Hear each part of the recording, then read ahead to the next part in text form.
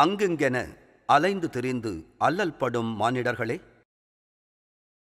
இதோ நம் அன்னையின் திருவடி நம்மீது கருணை கொண்டு திருவடிச் சரணத்தை காட்டி நம்மை அரவணைத்துக் காக்கும் நம் அன்புக்குரிய தாய் மகாசக்தியின் கருணைதான் என்னவோ. ஆதிநாராயணனும் பிரம்மனுமே அடிமுடி காணா திருவடியாய் ஆதிபராபரன் நின்றது அண்ணாமலை. அங்கு திருவடிக் காட்சி கிடைக்கவில்லை. ஆதிநாராயணன் நாராயணகிரி என்னும் வராக க்ஷேத்திரம் என்னும் திருமலையில் ஆனந்த நிலையில் நின்று அருள்பாலிக்கிறார். அவரைக் காண பக்தர்களான நாமும் ஏழுமலை கடந்து மண்டியிட்டு சரணத்தை நாடினால் அனுக்கிரகம் புரிகின்றார்.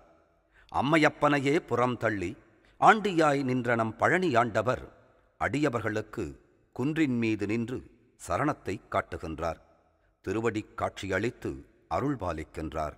5 மலைக்கு அதிபதியாய் விளங்குகின்ற ஐயப்பன் அன்னைக்கு புலிப்பால் கொடுத்து வினை தீர்த்து 5 மலைகளை கடந்து அமர்ந்து அருட்ஜோதியாய் தன் தந்தைக்கு காட்சியளித்து ஆனந்த யோக நித்திரையில் அமர்ந்தது சபரிமலை.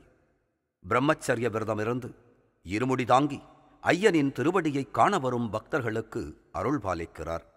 இவ்வாறெல்லாம் இறைபொருளாகிய அன்னையின் ஆதிநாதனும் அண்ணனும் பிள்ளைகளும் தங்களின் திருவடிக் கமலத்தை காணுவதற்கு அரியதாகி அருள் புரிய நம் அன்னையோ அவளே கருணை கூர்ந்து தன் அடியவர்களுக்கு அற்புத திருவடி காட்டி நம்மை குழந்தைகளாக அரவணைத்துக் காக்கும் மகாசக்தி தம் திருவடியை பதித்து ஞானத்தின் சிறுசூலத்தை நாட்டி அருள் புரிகின்றாள் திருவடி சூலம் என்னும் திவ்ய க்ஷேத்திரத்தில்.